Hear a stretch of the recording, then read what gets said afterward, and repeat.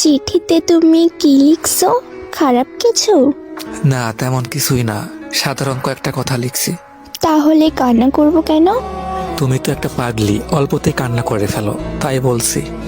আচ্ছা যাই হোক, রেহানা, তুমি কি জানো আমার সবচেয়ে বেশি মন খারাপ কখন হয়? কখন? তোমার চোখের পানি দেখলে। খারাপ কিছু যে কান্না করব? ঠিক আছে, কান্না করব না। হাসান, তোমার কি মন খারাপ? না। আচ্ছা, একটা কথা বলবো, শুনবা? আচ্ছা শুনবো, বলো। আজ শেষবারের মতো সেই গানটা শোনাবা? শেষবার বলতেছো কেন? এরপর থেকে আমি আর শুনতে চাইবো না, তাই। কেন? আরে, আজকের পর থেকে রেগুলার তুমি নতুন নতুন একটা করে গান শোনাবা। এক গান আর কতদিন ভালো লাগে বলো? ও আচ্ছা। হ্যাঁ, আর শোনো, কখনোই মন খারাপ করবা না, ঠিক আছে? মন খারাপ করব কেন? না, এমনিতেই আর কি বললাম। তোমার কি হয়েছে আমাকে বলো প্লিজ। আরে পাগলি, তেমন কিছুই না। আচ্ছা ঠিক আছে, রাত অনেক হয়েছে, এখন ঘুমাও। আচ্ছা ঠিক আছে, তুমি ঘুমাও। আচ্ছা শোনো, বলো। অনেক ভালোবাসি তোমাকে। আমিও তোমাকে অনেক ভালোবাসি।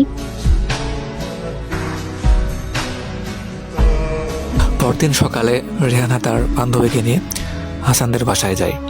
যাওয়ার পরে দেখে বাসায় অনেক ভিড়, আর সাদা কাফনে জড়িয়ে কে জানে শুয়ে আছে।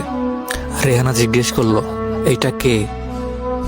একটু পরে পাশ থেকে কে যেন উত্তর দিল, এটা হাসান, ও আর এই পৃথিবীতে নেই। এইটা শোনার পর রেহানা একটা চিৎকার দিয়ে ওইখানে জ্ঞান হারিয়ে ফেলে। টানা 3 ঘন্টা পর রেহানার জ্ঞান ফিরে সে আর কোনো কিছু না ভেবে ডাইরেক্ট হাসানের রুমে চলে যায়। যাওয়ার পরে ওর কথা অনুযায়ী একটা বক্স পাই। বক্সটা খোলার পরে ওখানে একটা চিঠি পাই। চিঠিটা পাওয়া মাত্র চিঠিটা খুলে পড়া শুরু করে। চিঠিতে লেখা ছিল, রেহানা, আমি জানি তুমি কান্না করতেছো, কান্না করো না প্লিজ। আচ্ছা রেহানা, তোমার কি মনে আছে তুমি একটা শাড়ি পছন্দ করছিলা? তোমার কি মনে আছে, লাল রঙের? তখন আমার কাছে টাকা ছিল না, সেই জন্য ওই সময় আমি কিনে দিতে পারি নাই। শাড়িটার দাম ছিল 2050 টাকা। তখন আমার কাছে টাকা না থাকায় কিনতে পারি নাই। বাট কাল যখন আমার কাছে টাকা আসলো, হাতে টাকা পাইলাম, তখন তোমার সেই শাড়িটির কথা মনে পড়লো। কিন্তু যে দোকানে শাড়িটি পছন্দ করছিলা, সেই দোকানে অনেক খোঁজাখুঁজির পরেও শাড়িটি পেলাম না। পুরো মার্কেট খুঁজে অনেক কষ্টে সেই শাড়িটি পাইছি। পাওয়ার পরে দেখো, ওটা তোমার জন্য কিনে রেখে দিছি।